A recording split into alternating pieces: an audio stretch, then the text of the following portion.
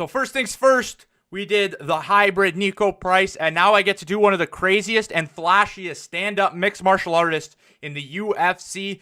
Elizeu Capoeira is absolutely a threat in the welterweight division and is riding high on a 6-fight win streak going into the co-main event on Saturday night.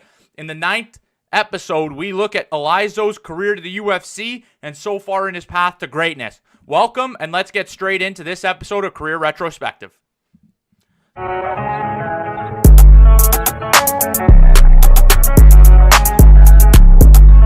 Zaleski was born in Francisco Beltrão, Paraná, Brazil. Yeah, I know I'm not Brazilian. If I butchered any of that, I apologize. He grew up training capoeira at the age of 9, and that's where he gets the nickname. Dos Santos got his professional MMA career started in local Brazilian promotions with wins primarily on the feet. He'd get fights against guys with experience, but their losses heavily outweighed their wins. He'd go undefeated against these opponents, starting his career 7-0 in 3 years of competition. However, in his first loss, they were against veterans of the Brazilian circuit, and their records were extremely respectable and extremely long. In back-to-back defeats, he fought opponents with a combined record of 43-13. One against Jose de Ribamar Machado Gomez, who was 30-8 at the time, and another against Vicard Andrade, who was 13-5 on the brink of getting into the UFC. Zaleski, only 25 at the time, was already facing off against the highest level of competition and arguably competing with all of them in Brazil. Zaleski would continue in the next year, winning fights and losing some. The next 2 years following his second defeat, Dos Santos had 6 fights and edged out 4 wins. I'd note that the only losses really came by decision or submission. If he was able to keep the fight on the feet, he'd never be defeated. Throughout this time, Capoeira would be slowly combining grappling with his striking, and we would also find his home for the next year, where he'd go on a run of fights that mirror a Cowboy or a Thiago Santos type of activity. In 2014, Elizeu logged 3 fights for Jungle Fight MMA. Jungle Fight MMA, which deserves a video in itself, is a promotion that feeds the UFC Brazilian talent. Fighters such as Renato Moicano, the new Johnny Walker, Paulo Costa, and Charles Oliveira are just a few names that have competed in Jungle Fight. Dana White's Tuesday Night Contender Series Brazil was almost entirely made up of Jungle Fight fighters. Nevertheless, Elizeu made his name like many others in Jungle Fight. Coming off a loss in his first outing in Jungle Fight, Capoeira would defeat both Ramalho and Rodrigo Souza before getting a welterweight title shot in Jungle Fight. Dos Santos finished both opponents, one in the first and one in the second round.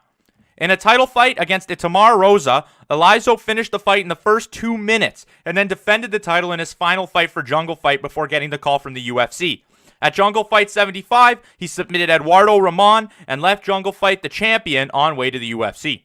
Now, at 14-4, the Brazilian prospect would make his debut at Fight Night 67 in Brazil. Remember, Elizeu is 20-5 currently, so his final loss and only loss in UFC competition would come on this very event. Elizeu lost a controversial split decision, but earned another fight for the UFC with his efforts. In his next fight, he'd finish Omari Akhmedov, and then 3 consecutive decisions against Kaidi Nakamura, Lyman Good, and Max Griffin. 2018 was the biggest year for Dos Santos. Beautiful finishes usually put you on the map, and Dos Santos gave us 2 back-to-back. The first against Sean Strickland on Zaleski's first pay-per-view, UFC 224 was held in Brazil, and in the first round of Capoeira's fight, he landed a beautiful spinning wheel kick and followed up on a much unconscious opponent on his way to the stoppage. Then, in his next appearance for the UFC on another Brazilian card, Zaleski fought Luigi Vendramini and dispatched him with a flying knee in the second round. This was brutal. He rocked his opponent and then hit him with a heavy flying knee, then another right hand to completely shut his opponent's lights out. From this fight, Zaleski was launched from the undercard to a co-main event. The 17-3 Curtis Millender will take on Zaleski, and he will bring the fight on the feet to Zaleski. Curtis Millender in himself is a great striker, and we will take a look at him as well today in another episode of Career Retrospective. Elizeu is on the brink of making main event status in the welterweight division and breaking into the top 15 for big fights like prospects like Santiago Ponzinibbio, Neil Magny, and all other fights in that welterweight division. You can tell that welterweight division is stacked with opponents that Zaleski could see in the near future if he's able to defeat Curtis Millender. Thank you guys so much for watching. If you enjoyed the episode of Elizeu Zaleski or you learned anything throughout the video, remember to hit that like button and subscribe for more content. That'll do it for this episode. I'll see you guys again today where we take a look at Curtis Millender.